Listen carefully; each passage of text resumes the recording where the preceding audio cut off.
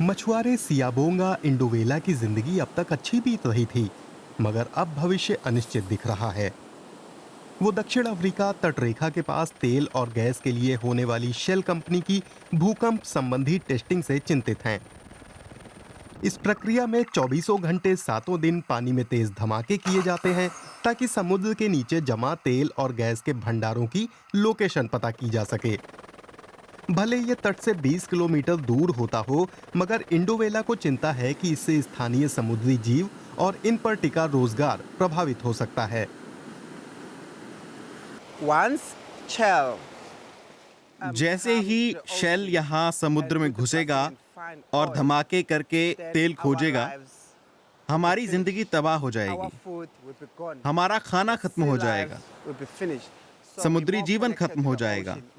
हमारा जीवन समुद्र के साथ जुड़ा है और हमें चिंता है कि अगर सरकार इसे जारी रखती है और हमारी बात नहीं सुनती, तो हमारी पहचान खत्म हो जाएगी।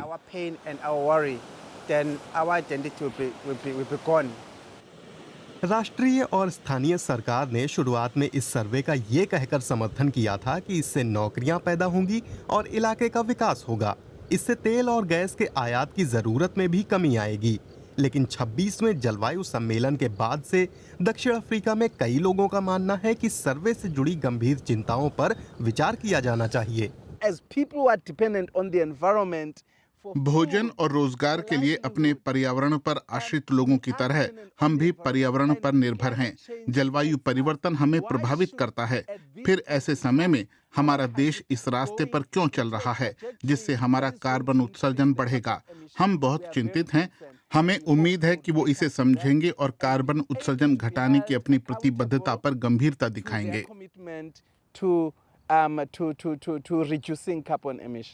हालांकि ये सर्वे समुद्र तट के नजदीक कई जगहों पर प्रस्तावित है, मगर प्रमुख चिंता 6000 वर्ग किलोमीटर के उस इलाके को लेकर है जो एक अनछुए प्राकृतिक इलाके के पास है। गोताखोरी कराने वाले रॉब नीटलटन लंबे समय से यहाँ हैं। उन्हें लगता है कि ये स्वाभाविक पर्यावरण जिससे वाइल्ड कोस्ट को अपना नाम मिला, उस पर ध्यान नहीं दिया जा रहा है। मेरे विचार से भूकंप संबंधी टेस्टिंग सबसे बड़ा खतरा नहीं है। इसका असर तो पड़ेगा, लेकिन अभी हम और वैज्ञानिक दोनों नहीं जानते यह हमारे समुद्री पर्यावरण को कैसे प्रभावित करेगा। लेकिन यह 1950 के दशक से ही होता आ रहा है। बड़ी चिंता यह है कि टेस्टिंग के बाद अगर उन्हें तेल और गैस का भंडार मिल गया, तब क्या होगा? विशाल समुद्री लहरें और इनकी तीव्रता के चलते तेल ड्रिल करने के लिए लगाया गया प्लेटफॉर्म पलट सकता है या अपनी जगह से हट सकता है। इससे बहुत बड़ी मात्रा में तेल का रिसाव होगा। यह काफी चिंताजनक है। ये टेस्टिंग समुद्र के उस हिस्से में भी होनी है जहां अक्सर व्हेल और डॉल्फिन्स आती हैं। पर्यावरण संरक्षकों ने ये चिंता जताई है कि धमाकों के चलते होने वाले लगातार शोर से समुद्री जीवन प्रभावित हो सकता है। एक समीक्षा में पाया गया कि करीब 75% मामलों में समुद्र के भीतर उठने वाली लहरों और शोर से समुद्री जीवों पर बुरा असर पड़ा।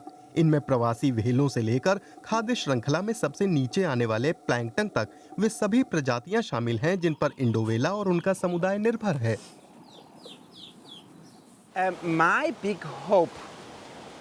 मेरे लिए, मेरे बच्चों, मेरे बेटों, मेरे समुदाय के लिए मेरी उम्मीद है कि ये समुद्री तटरेखा जैसी है।